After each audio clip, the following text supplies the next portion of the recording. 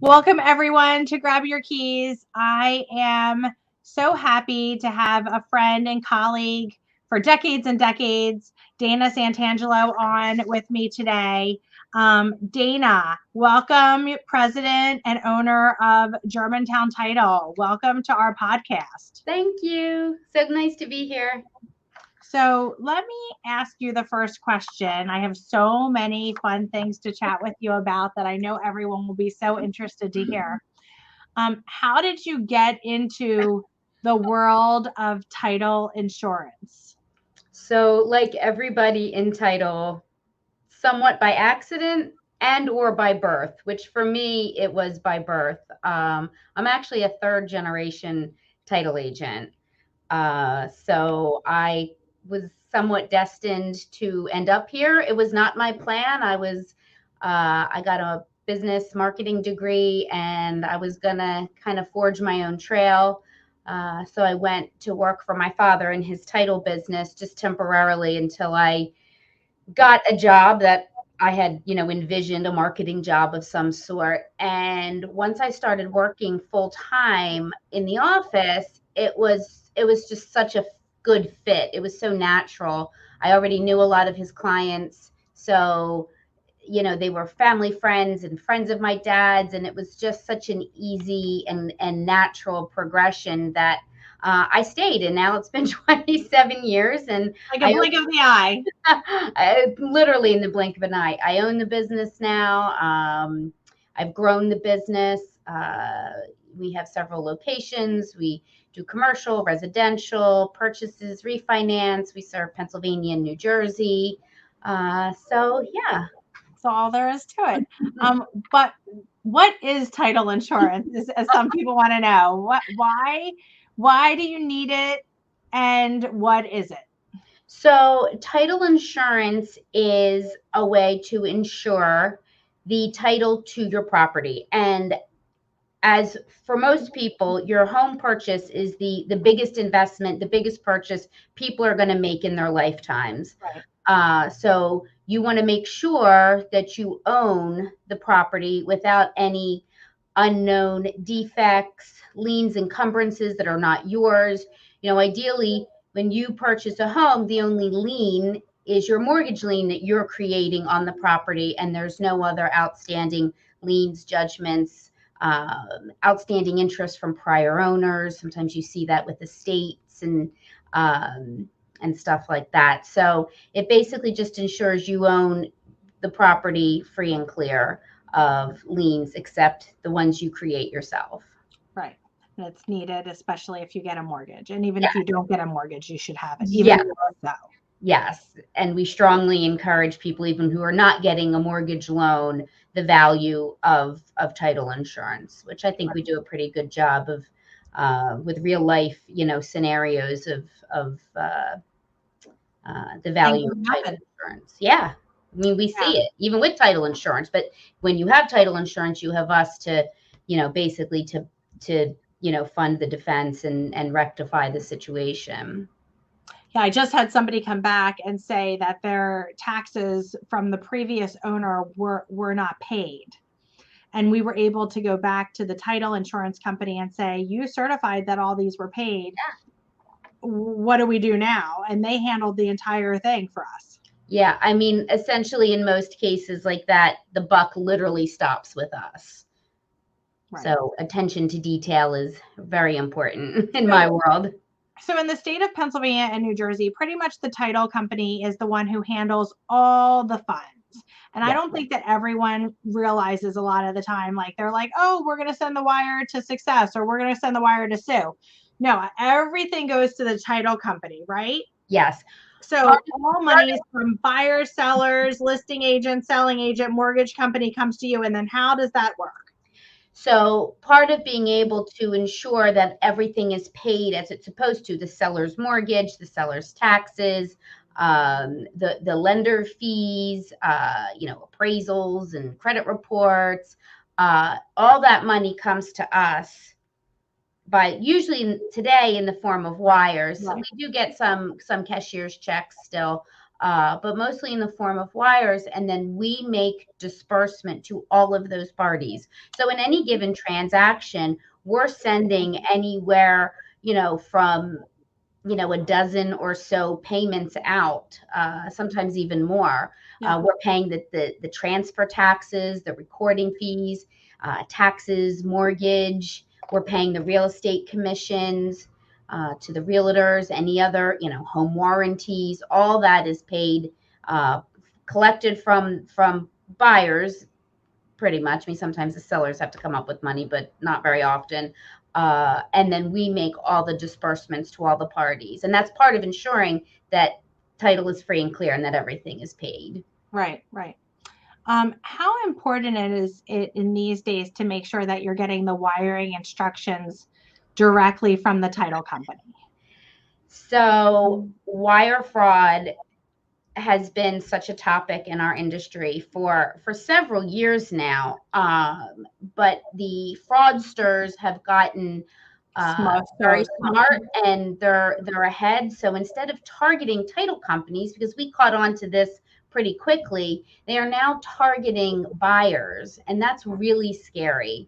Buyers are so inundated with information and emails and fill this out, click this link. So we try to be very proactive and send out information right as soon as we get a title order, introducing ourselves. You're only going to get wiring instructions from us, and you're actually going to get it from a secured portal. Right. We've engaged a third party secured portal to try to really even further tighten up our wiring procedures. Right. Because people have lost hundreds of thousands because they sent their money to the wrong place and it was gone like that. It's tragic. So, and we're trying to educate our referral partners, our realtors. Lenders are also already pretty aware of this, but we're trying to make our realtors aware of, make sure you tell the buyers, not to wire any money without checking with them or with me or somebody that in the transaction. Yeah, absolutely. What do you feel your 3 keys to your success has been over the last 2 decades?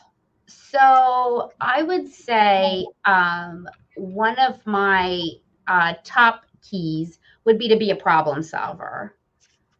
You know as well as anybody else, Sue, expect the unexpected in any real estate transaction. Right.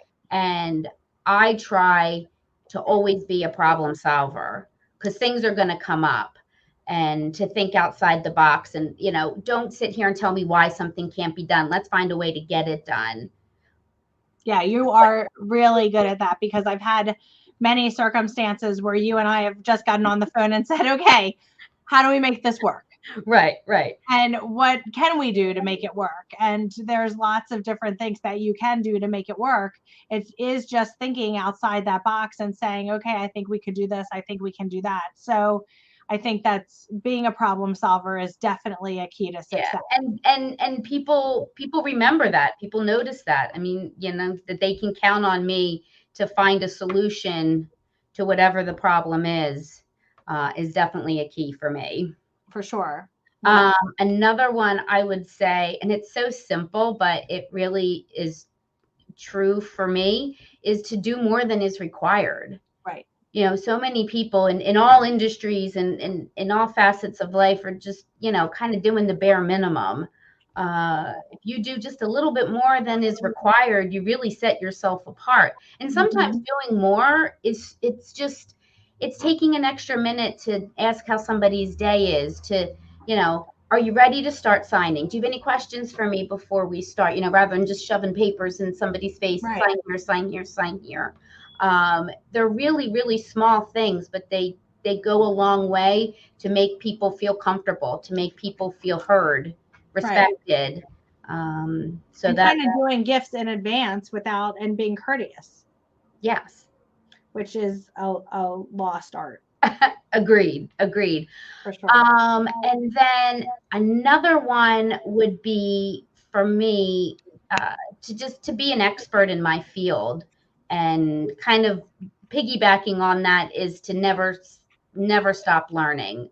I find every opportunity to, even beyond the continuing ed that I'm required to do, I go to as many industry events as I can. I sit on as many webinars, which, with the advent of webinars, it's actually been great because I have so much more opportunity. I can sit in my office and tune into a 1 hour webinar to learn something that maybe I didn't know about before, or to sharpen up my skills.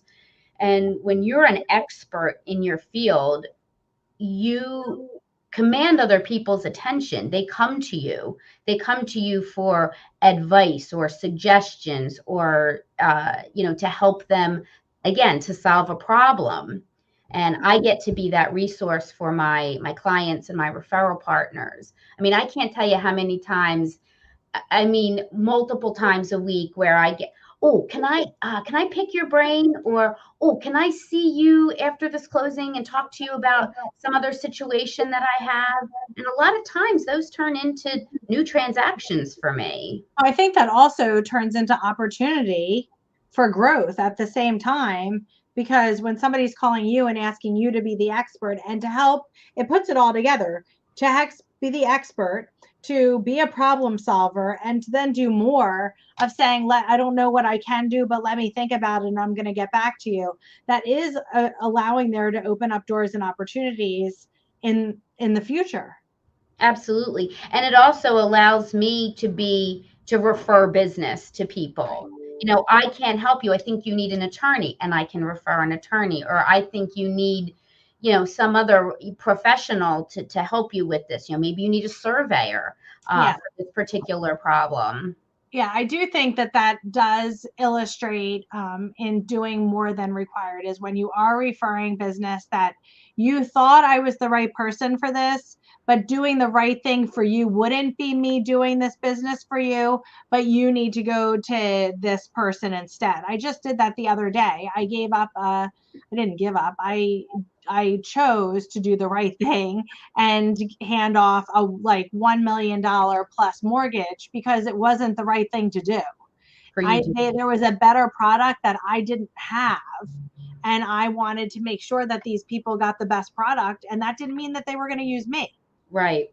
Well, and I think that goes to, if I had to add a fourth key, it would be, to conduct business ethically and in the best interest of the client. I did the same thing last week. I had a title order come through, and they were talking about delayed financing, and my processor, thank God she read to the bottom of the email. She said, Dana, what's delayed delayed financing? So they're purchasing a property. So I said to them, and not to get too much into the title weeds, but I said, you should go to that title company and see if you can do a hold open. It's going to be a heck of a lot less expensive than coming to me. Or if you want me to do both transactions, I can, but talk to who's providing the purchase title policy, because it'll be, so I basically passed, potentially I've passed on a deal, but that client will remember me, and it is a client that I've worked with before, and hopefully they'll remember that I saved them a bunch of money. Thousands. Right. Thousands. Super. That is great. Dana, who do you admire? So I admire, especially sitting here in Women's History Month, I admire anybody who has contributed to breaking glass ceilings. All the generations of women that have gone before you and I, so that we could be sitting here today as, owning our own businesses, blazing our own trails, balancing work and, having the opportunity to balance work and family. Not that it's easy, but we're afforded that opportunity from people who've gone before us. And I include you in that category of breaking glass ceilings, Sue. Well, thanks. And now that you bring that up, I'm going to go into another thing. So you and I are definitely in male dominated fields. I mean, titles is male dominated, besides the people who are in operations. Right. And mortgage wise, it's pretty much hand in hand the same. Lots of women in operations, but not lots of women running, mortgage companies. And, we've been around for the last 2 decades. do you feel as though that we say trailblazing, but do you really feel that we've come that far in the last 3 decades? I do. I really do. I mean, when I sat in industry events 20 plus years ago, I was by far one of the few women, and I was by far the youngest. Right. A And young woman at that. yes. Yes. And I now go to these same industry events, and there's many more women who are owning or, managing, their partners in title insurance Right. businesses. There's a lot more than there used to be. Do Yeah, we that's great. outnumber? Not quite, but we definitely, our numbers have Right. increased in the title industry. Yeah, that's great. That's super. And you feel as though you have other people who are other women who are, it is difficult to raise a family. You are raising 2 boys, and being a working mom. I always say, I raised 2 myself, that it was at times a 3-ring circus, and it does take a village for sure. Um, what would you recommend, or what advice would you give to someone who is also blazing that trail through a male dominated field and trying to raise a family at the same time? Well, one of the pieces of advice that I find myself giving often is to make sure you're filling your own cup first. There were many years, or putting on your own oxygen mask first. You can, choose your Yeah. analogy. But I wasn't doing that for a lot of years. And I found myself feeling very burnt out at a very young age. And thankfully recognized that and started making time for myself. And it's hard. I get it.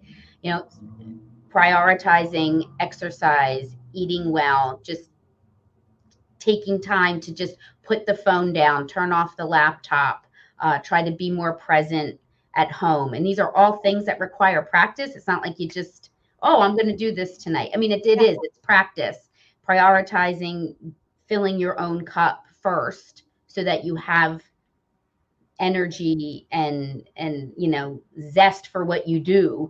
It takes practice, but it's important, and It it's is. It is important. I love that. If you were in a different profession, what would that profession be? if I was not doing this, I would probably see myself managing another sort of business, or maybe a team within a larger business. I'm kind of a natural born leader. As the oldest sibling, you can ask my brother, because I was born to lead, like it or not. I could see myself, doing some type of leadership management. Not very sexy, but that's Yeah, that's that's still good. just Still, the still truth. good. What is in the future for Dana? So, I'm going to continue to grow my business and continue to be an expert in my field, because I truly love it. I mean, it You sounds, do. You have a passion for it. I really do. I mean, I truly have a passion for title insurance and for my team, and supporting them and supporting their growth really fills my cup. So I really want to keep doing what I'm doing, and maybe, in the far distant future, I'd like to maybe join, working with maybe some of our trade associations, nationally or locally, state. Uh, both the Pennsylvania Land Title Association and the American Land Title Association do so much for us, that I would maybe in the future like to be a part of that and kind of give back to the industry that's given so much to me. Right. Well, Dana, we are so thankful that you've shared just a little bit of your knowledge and expertise with us today.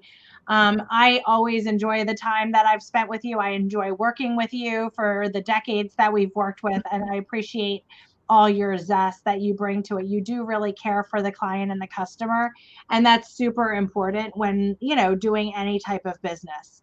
So thank you for your friendship and your being a peer of mine, because I really love um, working with other strong women. Well, thank you, Sue. It was a pleasure to be a part of Grab Your Keys. I'm a long-time listener, first-time guest. And Well, I'll I have feel to the same change. about you.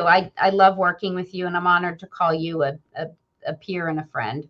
Absolutely. So, guys, we have great shows coming up. Dana, if people want to get in touch with you, how would they reach out to you?